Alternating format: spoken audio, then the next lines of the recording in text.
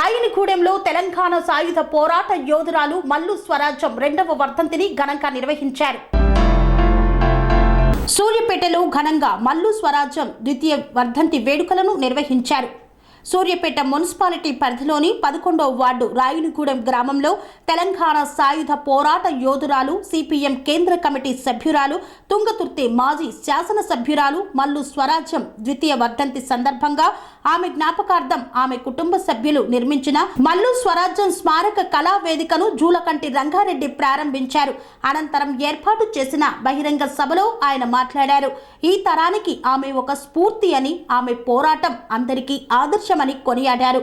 ఉమ్మడి ఆంధ్రప్రదేశ్ రాష్ట్రంలో ఎక్కడ పోరాటం జరిగితే అక్కడ మల్లు స్వరాజ్యం ప్రత్యక్షమయ్యేవారని తెలిపారు. తదనంతరం మల్లు స్వరాజ్యం కుమారుడు సిపిఎం జిల్లా కార్యదర్శి మల్లు నాగార్జునరెడ్డి మీడియాతో మాట్లాడారు. నా మాతృమూర్తి మల్లు స్వరాజ్యం మరణించి నేటికి 2 సంవత్సరాలు గడిచిందని, వారి జ్ఞాపకంగా కళావేదికను నిర్మించి ప్రారంభించుకోవడం చాలా సంతోషంగా ఉందన్నారు. గతంలో మా నాన్నగారి పేరుతో మల్లు వెంకట నరసింహారెడ్డి ప్రాథమిక ఉన్నత పాఠశాలను ఏర్పాటు చేశామని, ఇప్పుడు ఈ కళావేదికను నిర్మించడం జరిగిందన్నారు. ఈ కళావేదిక గ్రామ ప్రజలు సద్వినియోగం చేసుకోవాలని కోరారు. ఈ కార్యక్రమంలో పాదూరి కరుణ, నెమ్మది వెంకటేశ్వర్లు, కొలిశెట్టి యాదగిరిరావు, మట్టిపల్లి సైదులు తదితరులు పాల్గొన్నారు. వాళ్ళ కుటుంబం అంతా కూడా ప్రజాసేవలో ఉన్నారు. వాస్తవంగా చెప్పాలంటే నాగార్జున ఇప్పుడు అంటుంటాడు, నేను న్యాయవాదిని, అదే వృత్తిలో ఉంటే నేను పెద్ద పెద్ద కార్లలో పెద్ద పెద్ద ఇళ్లలో ఉంటున్నా అని అప్పుడప్పుడు అంటుంటాడు. నువ్వు పెద్ద కార్లున్నా, 4 కార్లున్నా, 4 ఇళ్ళున్నా నీకు ఇంత గౌరవం ఉండదయా. కార్లలో 4 కార్లు ఉంటే 4 కార్లలో ఒకసారి పోతావా? 4 ఇళ్ళలు ఉంటే 4 ఇళ్ళలో పడుకుంటావా? 4 కూడా తింటావా? అది కాదు, ఎంతున్నా గంతే తినేది. దానికంటే ఎక్కువ గౌరవం ఫలానా స్వరాజ్యం గారు, ఫలానా బిఎన్ గారు బిడ్డ, వాళ్ళకు వారసుడుగా మరి ఆయన్ని వదులుకొని వచ్చి పనిచేస్తుందని అదొక పెద్ద గౌరవం, గుర్తింపు, ప్రతిష్ట. దీనికి ఉన్న విలువ 100,000 కోట్లు ఉన్నా కూడా రాదు అని చెప్పంటే మళ్ళీ ఆయన మళ్ళా నిజమే అని చెప్పి అట్లా ఆ రకంగా ఏంటంటే సాటిస్ఫై అవుతుంటాడు. కాబట్టి వాళ్ళందరూ కూడా పనిచేస్తున్నారు. ఈ రకంగా ఇది ఏర్పాటు చేసినందుకు మరొకసారి వారిని ప్రత్యేకంగా అభినందిస్తూ, నాకు ఈ మంచి అవకాశం, ఈ రకమైనటువంటి అవకాశం కల్పించినటువంటి వారిని ప్రత్యేకంగా అభినందిస్తూ జోహార్ మల్లు స్వరాజ్యం గారికి.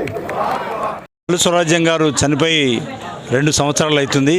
ఈ రోజుతోటి 2వ వర్ధంతి కార్యక్రమం సందర్భంగా రాయనిగూడెంలో ఒక కళావేదికను నిర్మించడం జరిగింది. అది ప్రారంభించడం జరిగింది ఇలా రంగారెడ్డి చేతుల మీదుగా. అలాగే పాదూరి కరుణ గారు కూడా హాజరు కావడం జరిగింది.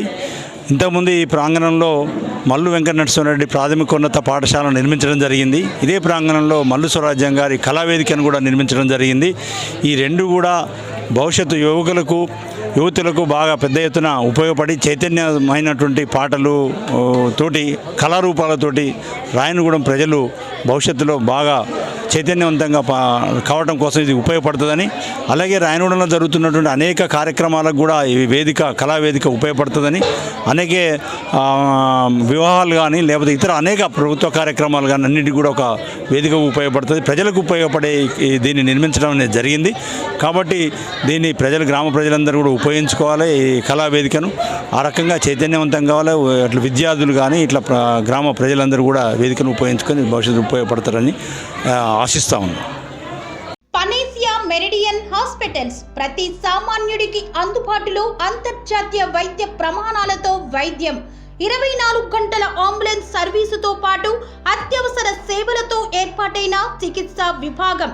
మా దగ్గర గుండె సంబంధిత, మూత్రపిండ, కాలేయ, కంటి జబ్బులకు, మోకాళ్ల శస్త్రచికిత్సతో పాటు కోవిడ్-19, బ్లాక్ ఫంగస్ వంటి వైరస్లకు, అన్ని రకాల ఆరోగ్య సమస్యలకు నమ్మకమైన అత్యాధునిక వైద్య చికిత్సను అందిస్తున్న హాస్పిటల్ పనేసియా మెరిడియన్ హాస్పిటల్స్. మీ ఆరోగ్య సమస్య ఏదైనా ఇప్పుడు పరిష్కారం సాధ్యం. సంపూర్ణ ఆరోగ్యం కోసం సంప్రదించండి పనేసియా మెరిడియన్ హాస్పిటల్స్.